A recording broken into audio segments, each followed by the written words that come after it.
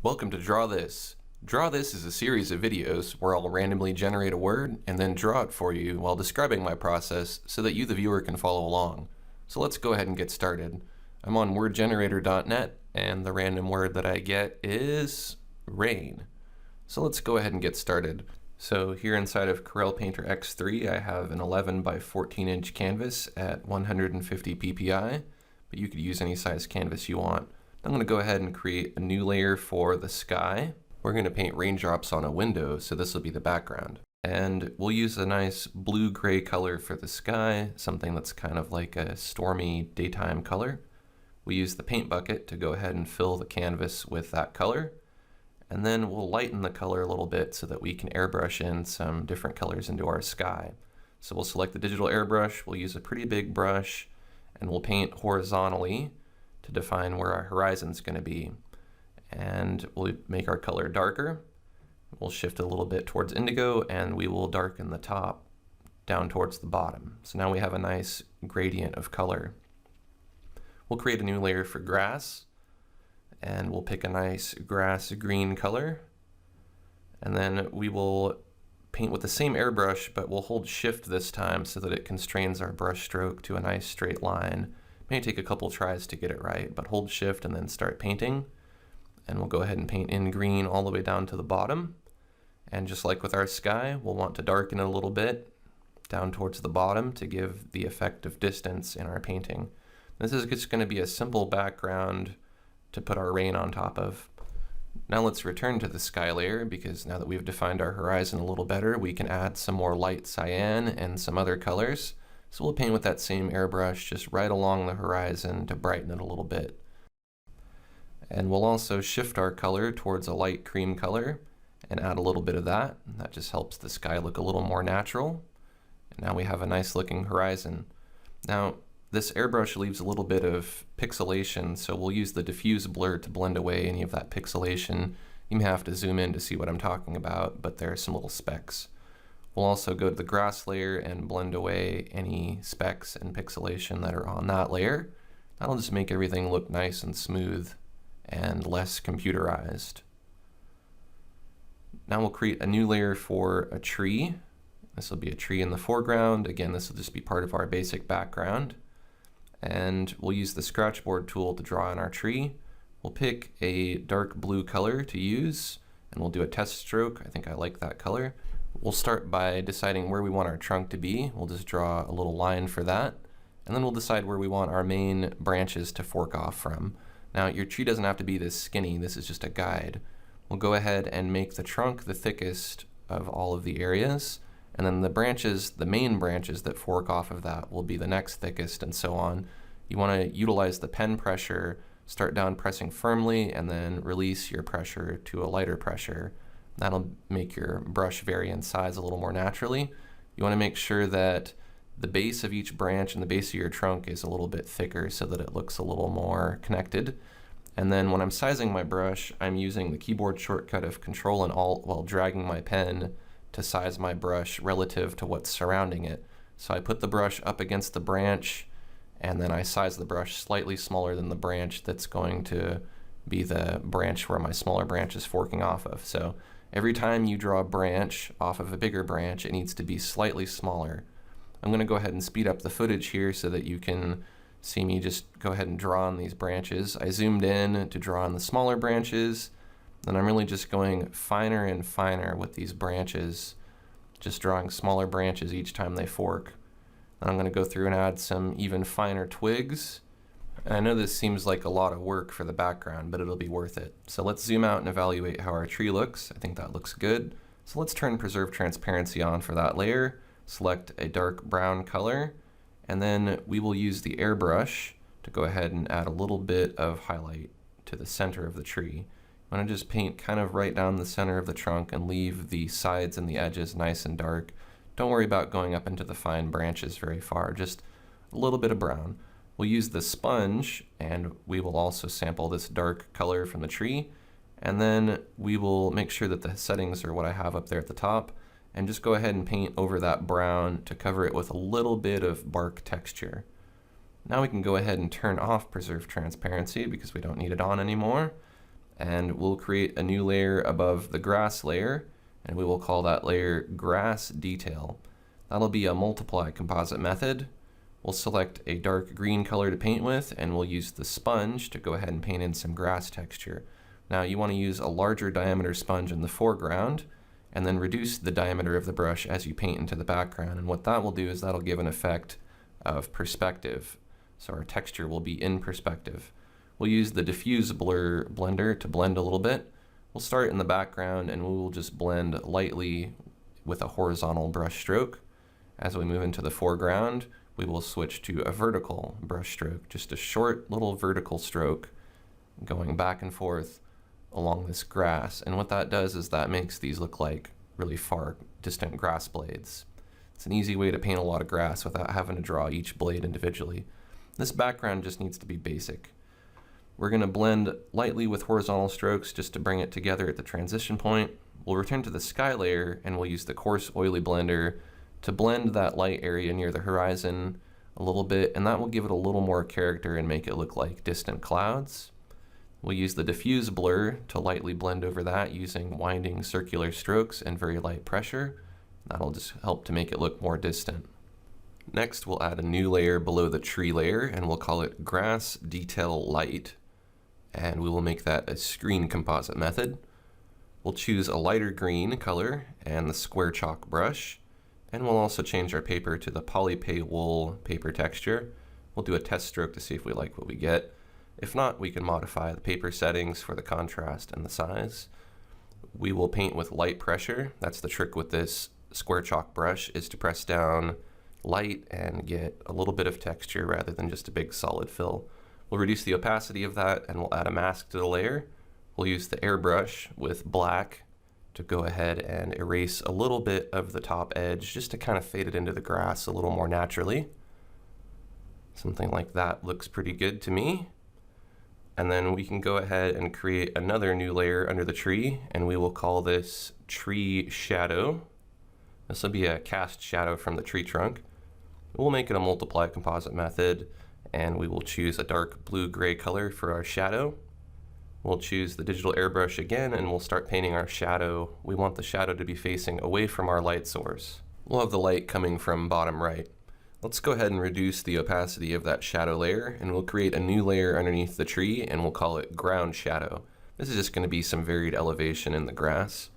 We will use the airbrush with a dark blue color to just paint in some areas of depressions, sunken areas, ridges, things like that, just to make the grass look more three-dimensional. We'll make that layer a multiply composite method, and then we'll use the coarse oily blender to blend it a little bit horizontally, just to kind of change it up. And that helps to make it look a little less digital and more organic. We'll use the diffuse blur, and we'll blend a little bit vertically in the foreground, kind of like we did with the grass blades before, to add that sense of grass. We'll use a little bit of horizontal blending in the background. We'll reduce the opacity of that layer until we get a nice blend that we like. So that's basically all we need to do for our first background. We'll go ahead and save, and then do a save as to save a copy. We will drop all to go ahead and flatten all our layers down to a single layer. And let's save another copy, but we'll call it source. And we will use free transform again to rotate this source image upside down. And once we've applied that change, we'll go ahead and just save it again as source. And then we can go ahead and close this source image. Let's open the image that we created before the source, which I call master. And once that's open, we'll go ahead and add a drop all to that. And then let's zoom out just a little bit so we can see our image. This is going to be the background for our composition. So we'll want to free transform it. We'll hold Shift and Alt on the keyboard so that we can scale from the center without going out of proportion. And now that we're zoomed in a little bit, we'll use Effects, Focus, Soften to blur it a little bit. You'll want to pan the preview window so you can see what you're doing. We'll use a Gaussian blur. You can play around with different settings until you get the right kind of blur that you want. I think something like that works. Let's add a new layer, and we will call it Mist. And this will be a screen composite method. We'll choose a light blue and the airbrush, and we'll go ahead and paint a thin layer of mist over the whole composition. This will just help to set it into the background, and when we put the raindrops on the foreground, they'll look a little more realistic. Let's create another new layer, and we will call that vignette. It will be a multiply composite method. I like to vignette everything. It just helps it look more photographic. We'll choose a dark blue and we'll vignette the edges. Just go all around the sides of the canvas to draw the focus in towards the center of the painting. Now I'm going for a kind of photorealistic look here. That's why I'm using this vignette so heavily. And then we will do a save as. We want to save this as a master. You can keep saving iterations with numbers. We'll choose from the window menu, clone source. Now this is where we use that source image that we saved. So on the bottom left icon, click on that and choose open source. And then you'll want to choose the source image that we saved. You'll remember this is the other composition that wasn't blurred and tinted and things. We will go to layers, dynamic plugins, liquid metal. And now we can start painting in our raindrops. There's the dialog box that has a lot of different controls. We'll basically just change this to clone source and we can begin painting. And when we paint, we're going to paint from the other image that is called source. We'll use the clear button to clear if we don't like anything that we do. We can edit the blobs with these parameters if you want and really just experiment, but you could use just about any settings here. It works with your pen pressure to build up the blobs, so you'll have to press kind of firm to get it to build up and paint over in the same place multiple times. What you're going to want to do is make natural looking raindrop shapes. So you want to have a variety of sizes and shapes. You want to have blobs that connect to each other, single blobs, tiny blobs, big blobs. You don't want to have too many of them run together or else it won't look right. So you may want to observe some images of rain, or when it's raining, when you're in your car, just look at your windshield and see what the little droplets look like. I'm going to go ahead and speed up the footage here with a time lapse, so that you don't have to sit here and watch me paint these drops all day. This is kind of fun. You just go ahead and paint and just throw in big ones and small ones. When you like what you've done, you can go ahead and go to OK to keep the changes. And the good thing about this layer is you can click on the icon at any time and you can go back and you can keep editing these drops. This is a live effect. When you're done adding drops, right click on the layer and convert it to a default layer. Go ahead and name it drops. And let's save a copy of our artwork. Let's make a selection from the drops layer by right-clicking on it and choosing select layer content. We'll create a new layer and we'll call it drops bevel because we want to add some reflections and shadows to these drops to make them look more three-dimensional. We'll choose a gray color of 128 for the value, and we'll go ahead and choose the fill command to go ahead and fill everything that's selected with that gray color. We'll change the composite method to overlay. Now we're going to save it again. Make sure you save as a PSD so that we can open this in Photoshop. It's just a lot easier to do the bevels in Photoshop using Photoshop CC. We'll add an effects layer, which is located at the bottom of the layers palette. It's a little tiny button that says FX. If you click on it, you can get to bevel and emboss. And then the first setting that we'll change is the light angle. We want this to match our background, so we will have the light in the bottom right corner. That way it'll be pointing in the right direction. And then we will want to change the bevel size just to make the drops look a little more natural and more three-dimensional. And we can play with the soften, we can play with any of the other settings. The depth is important sometimes to get the right kind of feel. You can really just tweak this to perfection. There's no magic setting for this. It all depends on what you did with your background, which is why we put so much emphasis on that in the beginning. You also want to change your shadow and highlight colors because your shadows shouldn't be black and your highlights shouldn't be white, so pick a dark blue, which complements your background color, and we'll do the same thing for the highlight. We'll pick a very light blue. You can experiment with the contour settings to get some different effects for your shadows and your highlights. I like this third option here the best because it gives me the result that I want, but some of the other options look cool too. We'll go ahead and stick with the third curve profile for our bevel, and then we'll go ahead and go to OK. We'll use image adjustments and levels, and we will just click the auto button first and then maybe play with this middle slider here until we get a nice bright poppy contrast. And then we want to move the drops layer below the vignette so the vignette is over the drops. And then we will reduce the opacity of that vignette a little bit so it's not quite so heavy. We just want it to tint the drops a little bit. We'll go to layers and flatten image. We'll do filter, blur, gallery, tilt shift, and this will put a cool blur on our image. You can drag these bars to adjust the focus as much as you want. We really just want to put the center in focus and then the edges to get progressively more out of focus. Turn on high quality mode if you like, and if you drag this little wheel, you can reduce or increase the blurriness. I'm going to put it at about 3 because I think that looks good. And then really just move these bars around until you get it looking the way you want. I'm aiming for kind of a photorealistic look here, so that's why I'm doing this blurring and vignetting. We'll do blur, Gaussian blur, and we want to blur these drops overall just a little bit, but not enough to ruin the sharpness, so use a very low setting here. This is going to depend on what resolution and what size you made your canvas, so you may have to use your own setting rather than copying mine. We'll go ahead and open this PSD in Painter after saving it again in Photoshop, and then we can go ahead and add a little bit more detail to these drops to make them look more organic. So we'll create a new layer and we'll call it highlights, and these are going to be individual highlights for the drops. We'll make it a screen composite method, and then we'll zoom in so that we can really see these drops. We'll use the detail oils brush with a white color, and we'll paint in the highlights facing toward the light source. So you can really just kind of go over the highlights that the bevel put in, and you just want to make a few of them pop. You don't have to do all of these drops, and you want to concentrate it kind of towards the center, just the main substantial big drops in the center. I'll go ahead and time lapse a little bit just to speed things up. I'm going to use the diffuse blur to blend away the edges on the edge that's kind of going into the drop. You want to keep the edge that's facing towards the light source sharp. So again, I'm time lapsing. I'm going to zoom out to evaluate how this looks. I think I need to use Distorto a little bit to smudge some of these highlights around, and this will just help them look a little more natural, and it also helps to repair them if you didn't paint it exactly the way you wanted to. Again, I'm speeding up the footage. We create a new layer for glow so that we can make these highlights glow a little bit.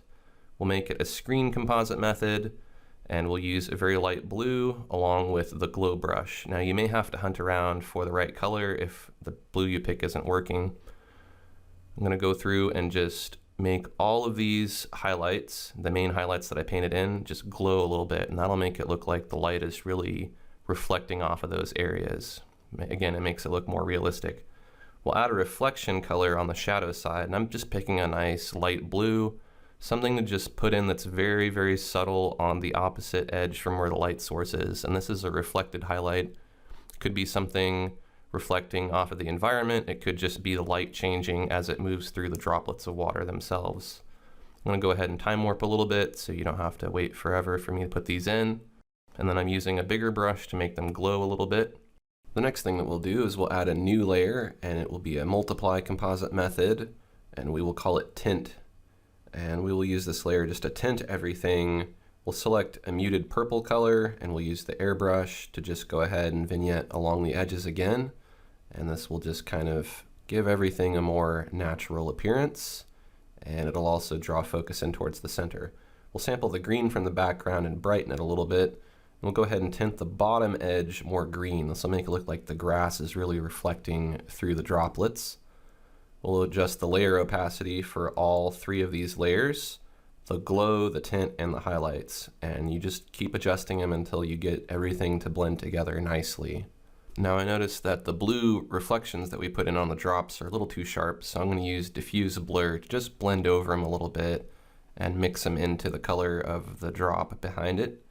I'm just going to go ahead and do that on all of the areas that stick out too much, and then I'll reduce the opacity a little more on that glow layer. I'm going to add some more glows with the white airbrush on the highlight layer. And again, this is just to help those highlights pop out a little more and look a little more like it's light being cast. Then I'm going to shape the reflections a little bit using Distorto. And this will just, again, make these droplets look a little more organic. So I'm speeding up the footage here as I smudge and blend. I'm going to zoom out to evaluate how this is looking. I think it still needs some more glows with the airbrush, so I'm going to use white again and paint in some more glows because I really want these glows to pop out like the sun is really coming in from the bottom right there and bouncing through the water in these droplets. And I think that looks pretty good for the glows. We'll evaluate this small again to see if it works small, because if it looks good small, it'll look good big usually. And I do believe that I am about finished with this, so I'm going to save a copy. We'll add a few more layers, maybe an overlay layer that we will use to add a little more tinting. And I'll pick an aqua color and fill the whole canvas with the paint bucket, reduce the opacity of that layer, and that just helps unify all of the colors and give everything a nice, cool flavor. Makes it feel like it's cold and rainy outside. So we'll go ahead and save a copy after dropping all of our layers. Let's add a little more blurriness to some of these drops by going to Effects, Focus, Motion Blur. And this will help our drops look like they're moving slightly. We'll change the angle to right around 90 degrees so they look like they're moving downward. And you can play with some of the other parameters like thinness and radius to get some different effects, but you really don't have to worry about much other than the radius and the angle. The radius controls how blurry it is. We will zoom in to evaluate those effects. Looks like it works. So we will add a little more just to give it a little more movement. And let's call this finished. So here is our completed painting. Looks pretty realistic. I think it looks good. If you enjoyed this episode of Draw This, I hope you'll join me every Tuesday for a new episode. And click the like button and the share button and share this on YouTube or on Facebook, Pinterest, anywhere you like. And don't forget to subscribe to see my new videos as they're released. Thanks for watching, and I'll see you next Tuesday.